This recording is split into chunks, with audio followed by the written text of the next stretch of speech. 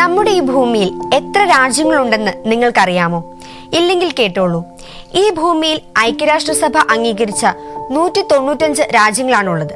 ഈ 195 രാജ്യങ്ങൾക്കും കൗതുകമുണർത്തുന്ന ഒട്ടേറെ കാര്യങ്ങളുണ്ടായിരിക്കും. നമ്മൾ ഇന്ന് ഇവിടെ അത്തരം കുറച്ച് കാര്യങ്ങളെക്കുറിച്ചാണ് പറയാൻ പോകുന്നത്.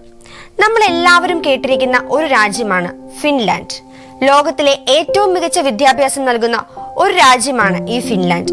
എന്നാൽ ഫിൻലാൻഡിൽ പരീക്ഷകളില്ല. ചെറിയ ക്ലാസുകളിൽ കളികളിലൂടെ കുട്ടികളെ പഠിപ്പിക്കുന്നു.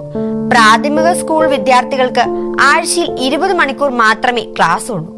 മാർക്കിന്റെ അടിസ്ഥാനത്തിലുള്ള പരീക്ഷകൾക്ക് പകരം മത്സരത്തേക്കാൾ സഹകരണത്തിന് മുൻഗണന നൽകുകയും വിദ്യാർത്ഥികളുടെ ശക്തിയിലും താല്പര്യങ്ങളിലും ശ്രദ്ധ കേന്ദ്രീകരിക്കുകയും ചെയ്യുന്നു. സമയം ആരെയും കാത്തു നിൽക്കാറില്ല. സമയം കൃത്യമായി ഉപയോഗിച്ചില്ലെങ്കിൽ അത് നഷ്ടപ്പെട്ടു പോകുമെന്ന് എല്ലാവർക്കും അറിയാം. എന്നാൽ ഈ സമയം നിക്ഷേപിക്കാൻ കഴിയുന്ന ഒരു രാജ്യമുണ്ട്. സ്വിറ്റ്സർലാൻഡിലാണ് സമയം ഡെപ്പോസിറ്റ് ചെയ്യാൻ സാധിക്കുന്ന ബാങ്ക് ഉള്ളത്. വാർദ്ധക്യ സഹായ പദ്ധതിയായിട്ടാണ് ഈ ടൈം ഡെപ്പോസിറ്റ് ബാങ്ക് ആരംഭിച്ചത്. സഹായം ആവശ്യമായ പ്രായമായവരെ പരിപാലിക്കാൻ സന്നദ്ധ പ്രവർത്തകർക്ക് സ്വമേധയാ കടന്നുവരാം. അവരവരുടെ വ്യക്തിഗത സാമൂഹ്യ സുരക്ഷാ അക്കൗണ്ടിൽ നിക്ഷേപിക്കുന്നു. സന്നദ്ധ സേവകർ വാർദ്ധക്യത്തിലെത്തുമ്പോൾ ഈ ടൈം ബാങ്ക് അവരെ സഹായിക്കും. ഒരു സന്നദ്ധ പ്രവർത്തകനെയും അവർക്ക് നൽകും. അഗ്നിപർവ്വതങ്ങളുടെ നാടായ ഐസ്ലാൻഡിലെ ബ്ലൂ ലഗൂൺ വളരെ പ്രശസ്തമാണ്. ലോകത്തിലെ ഏറ്റവും മനോഹരമായ തടാകത്തിന് ഒരു പ്രത്യേകതയുണ്ട്. ഒരു ജിയോ തെർമൽ പവർ സ്റ്റേഷനിൽ നിന്നും പുറത്തുവിടുന്ന വെള്ളമാണ് ഇവിടെ ശേഖരിക്കുന്നത്. ടർബൈനിലൂടെ കടന്നുപോയ ശേഷം ഊർജ ഉൽപാദനത്തിന് പുനരുപയോഗിക്കാൻ സാധിക്കാത്തതിനാൽ ജലം കുളത്തിലേക്ക് തുറന്നുവിടുകയാണ് ചെയ്യുന്നത്. നിരവധി ധാതു സമ്പുഷ്ടമായ ഈ വെള്ളം പല ത്വക്ക് രോഗങ്ങൾ മാറ്റുന്നതിനും സഹായിക്കുന്നു.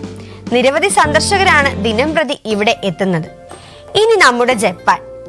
നിങ്ങൾ എല്ലാവരും ഡിസ്നിലാൻഡ് എന്ന് കേട്ടിട്ടുണ്ടാകും. എന്നാൽ ഫേക്ക് ഡിസ്നിലാൻഡ് എന്ന് കേട്ടിട്ടുണ്ടോ? അതെ, ഒറിജിനലിന്റെ അപരൻ.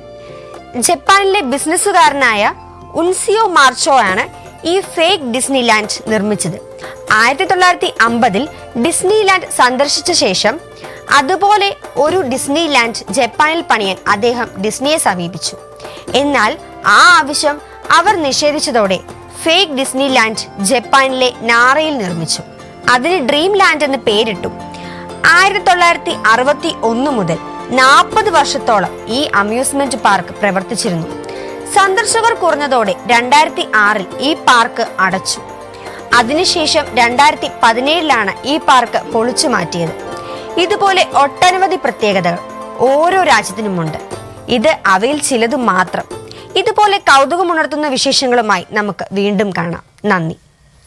എൻട്രൻസ് സംബന്ധമായ വാർത്തകളും അപ്ഡേഷനുകളും ഏറ്റവും വേഗം ആധികാരികമായി അറിയാൻ ബ്രില്യൻറ്റ് സ്റ്റഡി സെന്റർ പാല യൂട്യൂബ് ചാനൽ സബ്സ്ക്രൈബ് ചെയ്യുക. ബെല്ലൈക്കൺ അമർത്തുക.